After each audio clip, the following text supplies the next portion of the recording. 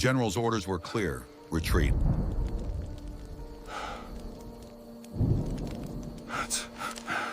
His army saw it as panic, the enemy saw it as a rout.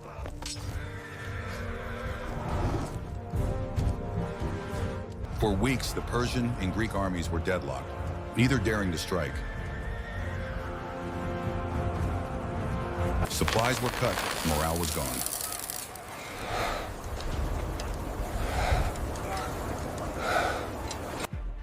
But this cowardly withdrawal was a fatal illusion, luring the overconfident Persians into a perfectly laid trap on higher ground. This is the story of Plataea, the battle that should never have been fought and that decided everything. It was a conflict that should have already been over, a war that had already seen its symbolic climax. The Battle of Plataea was by all accounts the final, desperate breath of the second Persian invasion of Greece. It was the last terrestrial confrontation, the last time the full might of the Persian Empire would stand on Greek soil, a grim epilogue to a story many thought had ended. Sennacherib, the great king, Xerxes I, had led the invasion himself, a figure of almost divine power, at the head of an army drawn from the corners of his vast empire. His power was absolute, his army a tide of nations that washed over the north, seemingly unstoppable. He had achieved victories, seemingly with ease, against those who dared to stand against him. Sennacherib, the legend of Thermopylae, was a testament to his unstoppable advance. A minor, though bloody delay, not a true defeat. He had conquered the Sally without serious contest.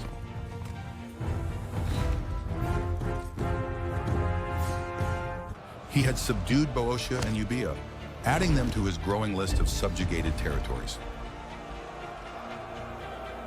He had marched into the very heart of his enemy, the Attica, and had done the unthinkable, the sacrilegious. He had sacked and burned Athens itself, the seat of his most defiant foe. Sennacherib, the cradle of his enemy's democracy, the Acropolis, was reduced to smoking ruins and soot-stained marble. Sennacherib, but then, in the narrow, treacherous waters of Salamis, something impossible happened. The allied Greek navy, a patchwork fleet of triremes, had achieved a victory so decisive, so utterly crushing, that it shattered the Persian king's will. Sennacherib, that naval victory had been a miracle, a triumph of strategy, local knowledge, and sheer desperation. It effectively prevented the conquest of the Peloponnese by sea, the last great bastion of Greek resistance. Xerxes, a king who ruled from afar, suddenly feared for his own safety. He feared for his lines of communication, the long Hellespont bridge that was his only way home. Sennacherib, he had retreated, taking a great portion of his army with him, leaving the Greek campaign unfinished, the taste of ashes in his mouth. But he did not leave Greece empty. He did not concede defeat.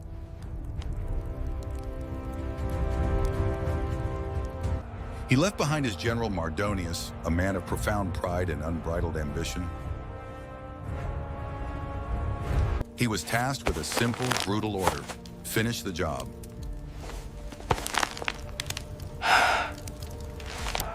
Mardonius was to continue the campaign and once and for all, completely subjugate the Greeks. He would spend the winter consolidating, planning, and preparing for the final blow. Now the summer of 479 BC had arrived, hot, dry, and thick with a palpable, suffocating tension. The Greeks, emboldened by their stunning victory at Salamis, had done the improbable. They had united not just as a temporary naval league, but as a land army. They had assembled a massive army, the largest hoplite force the world had yet seen, a true pan-Hellenic alliance. Sennacherib, Sparta, Athens, Corinth, Megara, and others, standing side by side. And for the first time, they marched out of the fortified Peloponnese, leaving the safety of the isthmus behind. However, they marched north into the scarred lands of Boeotia toward the city of Plataea. This was not a raid. This was not a defense. This was a challenge. This was to be the battle that would decide everything, the final word in a long and bloody argument. The two armies met near Plataea, and then, for a long, agonizing time, nothing happened. The period leading up to the final chaotic clash was eerily familiar. It was a haunting, stressful echo of the days before Marathon, a battle that lived in the memory of every Athenian present. A prolonged, agonizing stalemate settled over the dusty fields. Day after day, the two armies stared each other down, the heat shimmering between them, neither side willing to risk the first move. The reasons for this paralysis were not rooted in cowardice or fear, but in cold, hard, and unyielding tactics. The Greeks, an army of heavy infantry, were the hoplites.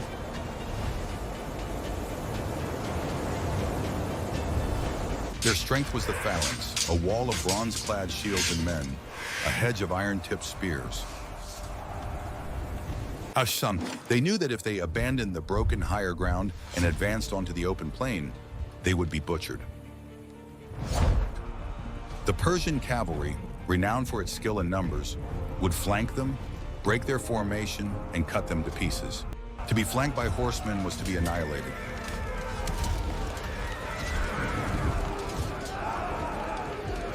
So they held their positions, a silent, glittering wall.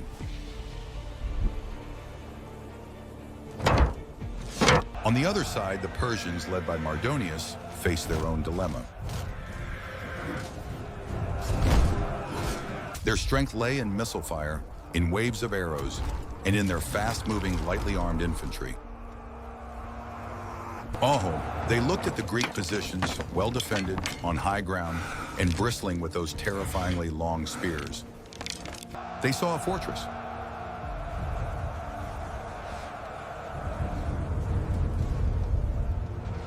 To assault such a position would be a suicide run for their lightly armed troops, who would be impaled before they could even use their short spears. And so they too waited, their horses growing restless.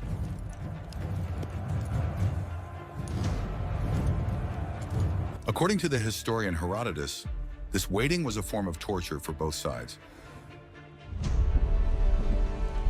Both commanders knew that one great victory would swing the entire war in their favor, vindicating their strategies and their gods. Yet they were trapped by their own strengths and weaknesses, a perfect, frustrating deadlock. The stalemate stretched from days into weeks.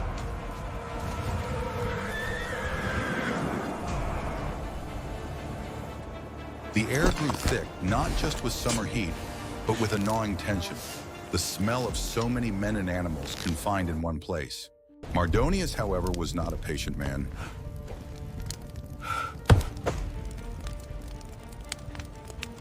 His arrogance was fueled by his king's mandate.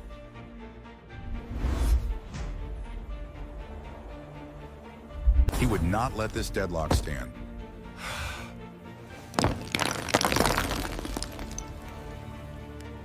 He would not let the Greeks dictate the terms of this war.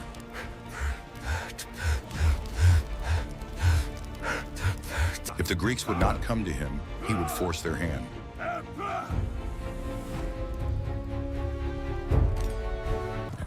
He began sending constant, probing incursions against the Greek lines. These were not full-scale attacks, but lightning raids by his cavalry, designed to sting and to test the Greek resolve. The purpose was twofold.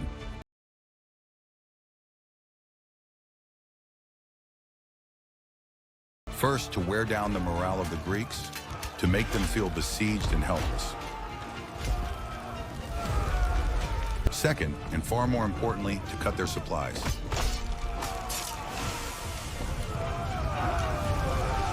The Greek army was a massive, hungry beast.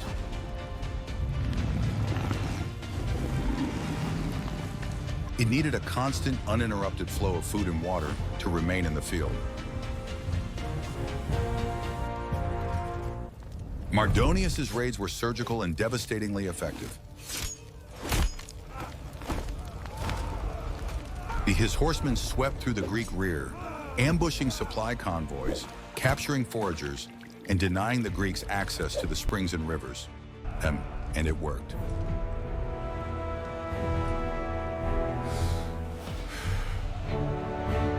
Mardonius's relentless incursions, finally decisively, managed to interrupt the enemy's supply chain. The Hellenes, suddenly finding their food wagons empty and their canteens dry, were forced to reconsider their passive strategy. They could not hold their well-defended position if it meant starving. The stalemate was broken, not by a trumpet's charge, but by the growl of an empty stomach. The Greek commanders met in a tense, grim council.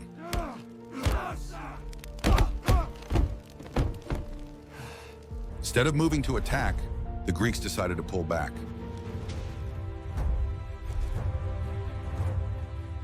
It was a tactical withdrawal, a move to a new position where they could secure their lines of communication and find a fresh source of water. It was a logical, strategic, and necessary move.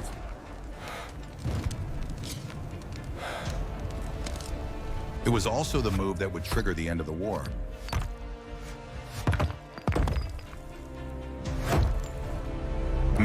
Mardonius watched the Greek lines thin out under the cover of night. He saw the dust clouds moving away from him, moving south.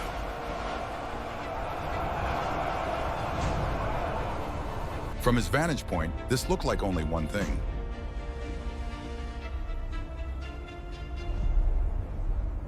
He perceived this tactical movement as a total panicked retreat. He believed that his plan had worked too well.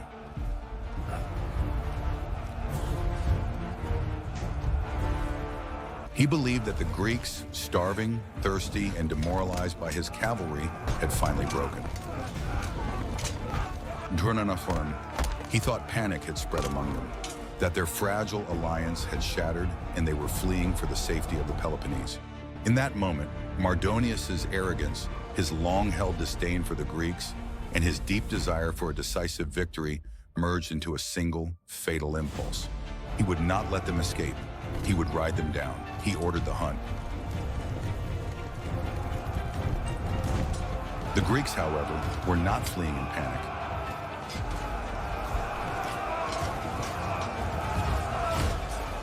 They were conducting a complex, difficult nighttime withdrawal, and in the confusion, they had become somewhat scattered.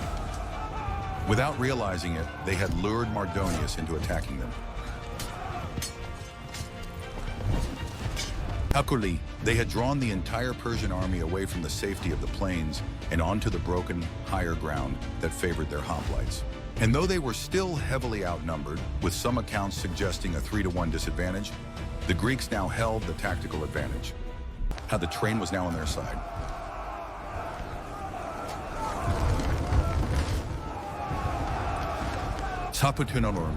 The moment Mardonius saw that the Greeks had left their positions and appeared to be in full disorganized flight, he made his decision. He gathered his elite Persian infantry, the immortals and the best troops of his army. Thus, he would lead the chase himself.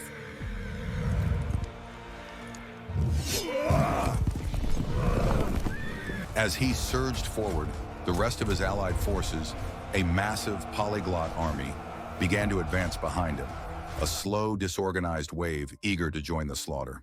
The battle had begun.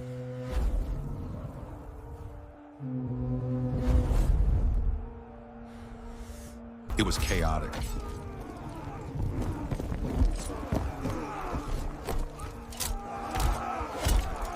The Greeks were caught mid-maneuver.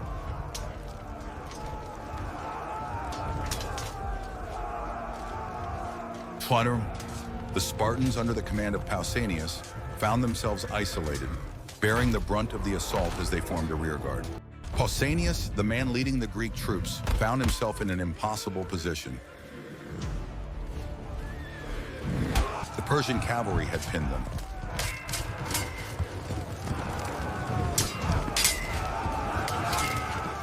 Arrows began to rain down from the sky, a dark, whistling storm that clattered against bronze and found softer targets. Men began to fall, their bodies thudding to the dry earth. Farur, the Spartans, their discipline a thing of legend, held their shields up, a wall of bronze. But Pausanias did not give the order to counterattack.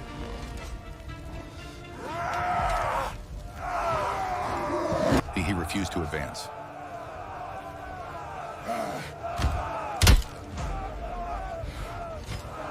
He was a deeply pious man, and the omens from the morning sacrifices had not been favorable.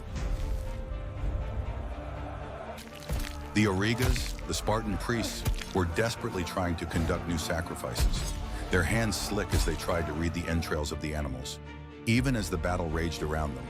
At this critical juncture, as Greek soldiers began to fall under the relentless rain of arrows, their allies, the Tegeans, could take it no longer. Seeing the Spartans pinned and dying, they began to charge, a roar of fury, throwing themselves at the Persian lines. Pausanias was in agony. His men were dying, his allies were charging without him. He offered one last, desperate sacrifice in a prayer. Looking to the sky in front of the small damaged temple of Hera, he begged for a sign, for any indication from the gods.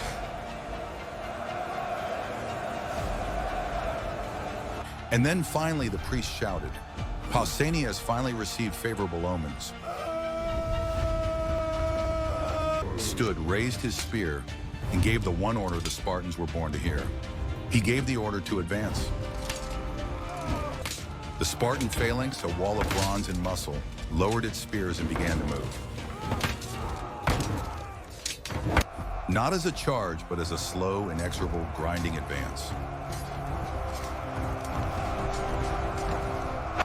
When the Persians saw the Greeks advancing, not in retreat, but in perfect, terrifying formation, they did the same, bracing for the impact. The two greatest armies of the known world finally clashed. The din was apocalyptic, a storm of shouting, screaming, and the brutal sound of metal on metal, metal on flesh, metal on bone. Kaitu, it was a fight of opposites, a contest of philosophies of war. The Persian infantry, though they were numerically superior, were built for a different kind of war. Masursor, they were much more lightly armed than the Greek infantry, relying on speed and numbers. The primary defensive weapon for a Persian soldier was a large shield made of wicker, sturdy enough to stop a light arrow, but not a charging iron-tipped spear. Their weapon was a short spear designed for quick thrusts and a scimitar. The hoplite, by contrast, was a walking tank.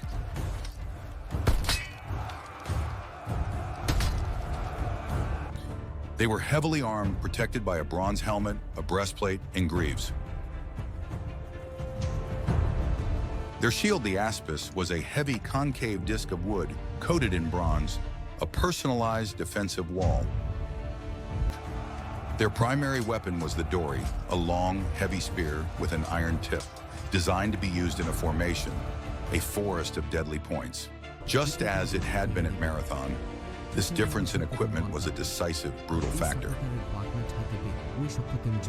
Akur, the Persian arrows, so terrifying moments before, now thudded harmlessly against the wall of bronze shields, or clattered away. The Persian short spears were too short.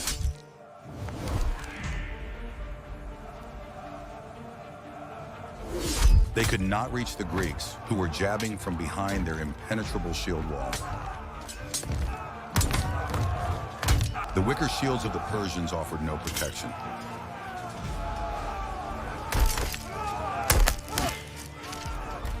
They splintered and broke under the crushing weight of the hoplite charge, the long spears punching through them as if they were paper.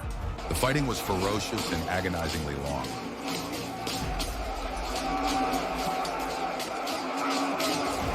Persians were brave, and they stood their ground, fighting with the desperation of men protecting their general. But the Greeks, relentless, disciplined, and seemingly invincible in their bronze carapaces, continued to advance. Saturn, they pushed deeper and deeper into the Persian lines, a machine built for this single purpose. In a desperate attempt to neutralize the Greek advantage, the Persians began grabbing at the long spears with their bare hands, trying to break them or wrestle them away. But the Greeks were prepared.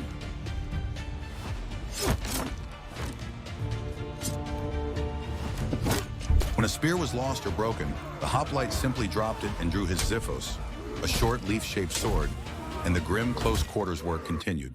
The battle had devolved into a brutal, shoving, hacking brawl. And at the center of it all, a beacon of chaos, was Mardonius. The Persian general was exactly where he said he would be, present on the field, fighting alongside his men.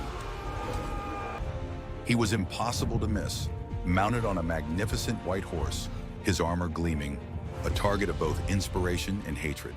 He was surrounded by his personal bodyguard, a force of 1,000 elite soldiers, the best of the best, whose only mission was to protect his life. He raged at the battle, shouting orders, trying to rally his men, refusing to believe what he was seeing. But despite this exaggerated personal guard, his fate was sealed. A Spartan soldier, a man named Arrogance, saw him.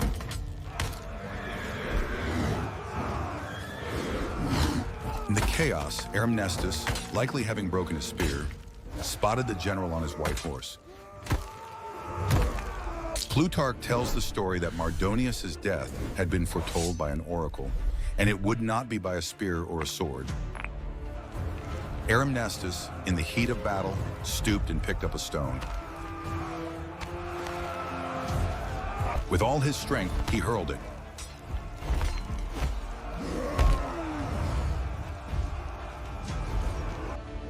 The stone struck Mardonius in the head, a blow so forceful it shattered his helmet and his skull. The general of the Persian army fell from his white horse, his life ended by the most primitive of weapons. The moment Mardonius, the charismatic, arrogant, and driving force of the Persian army, was dead, the battle was over. His death was a signal.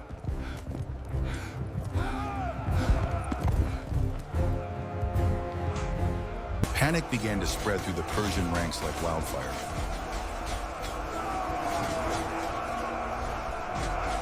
There was no one to give orders. The man who had promised them victory was gone. Their lines, which had held for so long with such bravery, began to waver and then suddenly to break. Soldiers turned and began to flee, a gradual disintegration that quickly became a rout. Only his personal bodyguard, the 1,000 elite, remained firm. They knew their duty. They made a final, hopeless stand around the body of their fallen leader. They were completely and utterly annihilated by the advancing Greek hoplites. The defeat was now general. It was a total rout.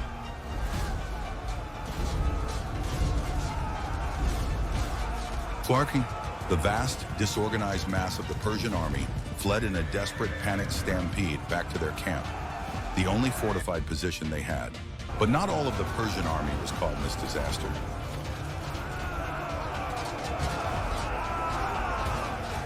Another Persian general, Artabazus, had been present that day. Artabazus had not agreed with Mardonius' impulsive decision to attack the Greeks. He had argued for caution, for continuing the strategy of starvation and bribery, not a full frontal assault.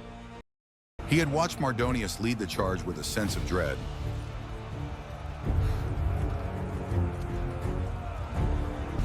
When he saw the Persian lines shatter and the battle turn into a clear, irreversible defeat, Artabazus made a cold, pragmatic calculation. He took the 40,000 men under his direct command, and instead of joining the rout or attempting a suicidal counterattack, he simply marched them away. He led his forces far from the battlefield, with the sole hope of eventually escaping to the Hellespont, and from there, back to the safety of Asia. He was saving what he could from the ashes of Mardonius's ambition.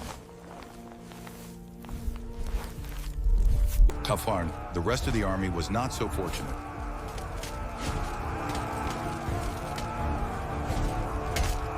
The thousands of Persians who had fled to their camp put up a valiant last defense.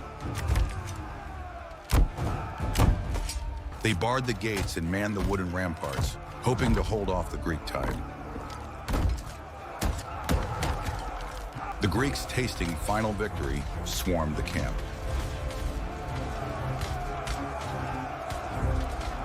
For a long time, the Persians held their lines, but the defense was desperate. Finally, a breach was opened in the defenses.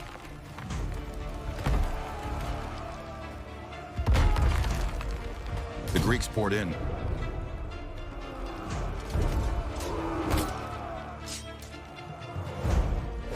What followed was not a battle, but a slaughter.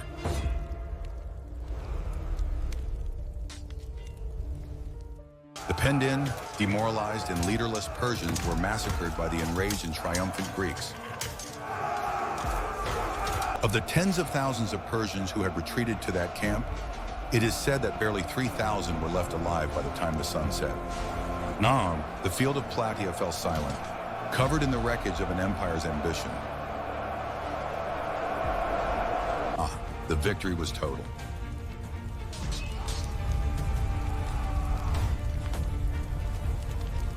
But the day was not over.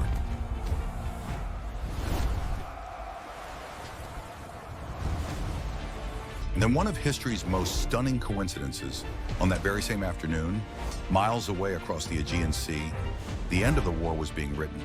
Rashomon, at the Battle of Mycale, a Greek fleet under the command of the Spartan king Leotychidas had hunted down the remnants of the Persian navy. According to Wam, they caught the Persian fleet beached on the coast of Asia Minor. Yanam. The Greeks stormed the beach, defeated the Persian land forces, and burned their entire fleet. In a single day, the Persian Empire had lost its entire power in the Aegean Sea. With the twin victories of Plataea on land and Mycale at sea, the second Persian invasion of Greece was definitively over. The threat of a future, new invasion, which had haunted Greece for a generation, was finally extinguished. Now at last, Greek civilization was free from the shadow of the East. Mahnar, the age of its greatness, was about to begin.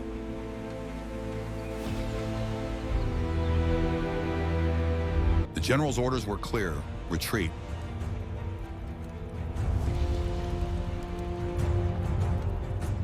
His army saw it as panic. The enemy saw it as a rout.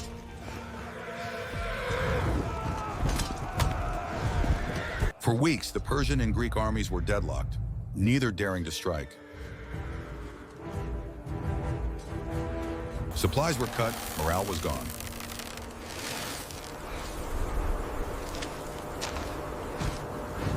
Siamarcharn. But this cowardly withdrawal was a fatal illusion, luring the overconfident Persians into a perfectly laid trap on higher ground. This is the story of Plataea, the battle that should never have been fought and that decided everything.